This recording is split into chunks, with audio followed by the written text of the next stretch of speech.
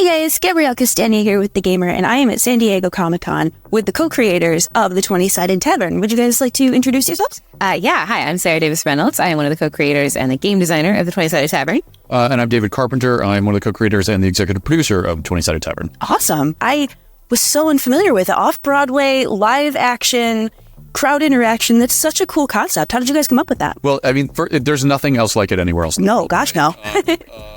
We've been working together for a while, and basically the idea is that we wanted to bring TTRPG or RPG experiences to the live stage. And I own a technology company called Gamiotics, which does a real-time interaction between audience and content. That's a platform that allows us to build branching narrative style experiences. And so Sarah and I were working together during the pandemic and came up with an idea about how then it was a D&D style live stage experience, and that's what we started developing. And then over the last few years, or last year, we got approached by Hasbro to become the first ever official Dungeons and Dragons live stage Oh my show. gosh. So that's where we are now. That's so cool. How did you guys go about connecting with Hasbro? How much influence did they have on the development process?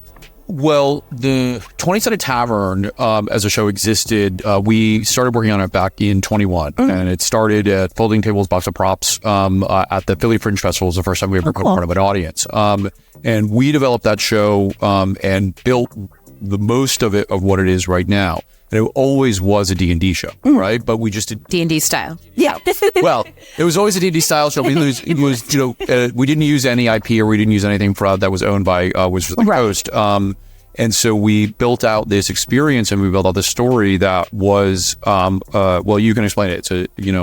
It's a 2.5 hour one shot. Yeah. It's a 2.5 hour one shot. It's got a beginning, a middle, and an end. We will get all the way through it. We often say it's 60% scripted and 40% improv. I was going to ask. Okay. It's like a module, really, where we know we're going to get from point A to point B to point C, but how we get to point A to point B to point C is the journey. Exactly. It's what changes every single night, and that's what is based on the audience choices, the dice rolls, the improv moments, all that's going to affect all of that. But we do tell a full cohesive story in 2.5 hours. Nice. Which is fun and also quite a challenge. We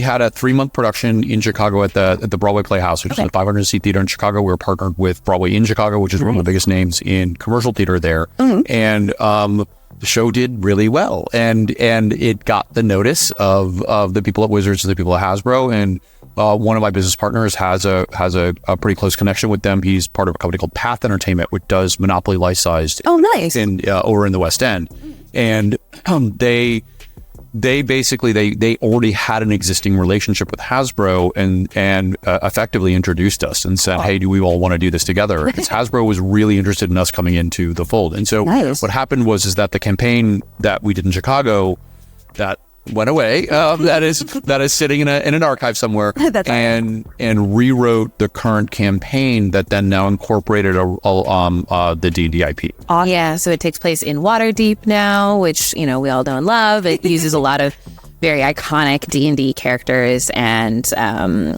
creatures and whatnot, and it means that we can say all the spells. Awesome. Yeah, I saw on the Instagram page the cast was at BroadwayCon this weekend, I believe. This morning. Oh my gosh, yeah. You guys are busy. Yeah, we're booked and blessed. Yeah, we got this panel a month or two ago. That we got confirmation of this panel. We started working on it, and then BroadwayCon approached us 2 weeks ago and said, hey, do you want to do a panel there? And Sarah and I were like, well, we're going to be in San Diego.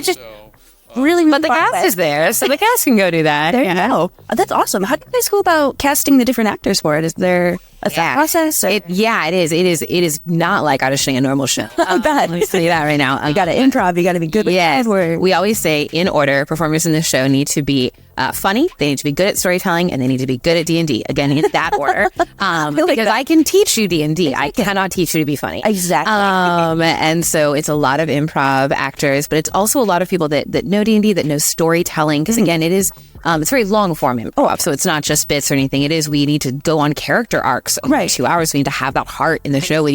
Exactly. And so it's looking at that. It's also looking at game brain, which is, I think, something you don't usually do in auditions. We'll literally do auditions and we'll put a bucket of a net and some balls and tennis rackets and say, make a game for us. Oh my God. Literally watching them make a game. That's so cool. To see how their brain connects to games, to see how they could play through all of that. And at the end of the day, we're building a community that is do we want to have fun and hang out together? No, right. Because they play on stage, but they also have to play with the audience on stage. I mean, Exactly. The most important part about this interactive experience is that the audience gets to play along. They play through the software, but they also come up on stage. They're participating. They're shouting out. They're doing all sorts of actions that are happening throughout the course of the show.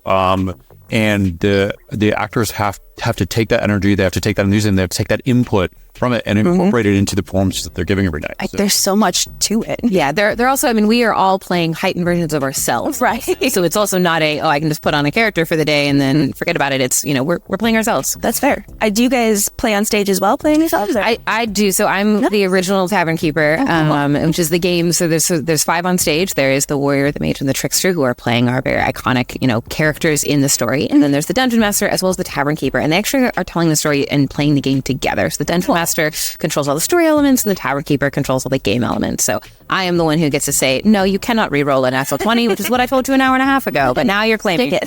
So yeah, that's fun. I am entirely behind the scenes. Oh, okay. Would you ever consider jumping on stage? Absolutely not. That's all right. You can be the brains behind the operation. What would you guys say, in your personal opinion, is your favorite D&D class? I would love, in my real life, to be a sorcerer. I would love to be able to do that without thinking about it. But I'm really a wizard because I'm always going to study to do things. But I would love an innate ability. 100% wizard, but same thing on the other side, which is have to be a paladin. Thank you guys for your time. This has been so cool. Is there any closing thoughts you guys have? So we are in New York, running off-Broadway. We just put tickets on sale through April. And so and that's just the next block of ticket sale. We hope to be there for a very long time. We're going to go on national tour starting in May of next year. There is an international production that will be announced later this month. So we're starting to go. So we're going to be starting in 25. We're going to start touring the country with a separate production of the show. And we'll hopefully come to a city near wherever anyone is. And then on from there, information and tickets are at 20sidedtavern.com. Awesome. Be sure to check it out, guys. Thank you for your time. Stay tuned to The Gamer for more.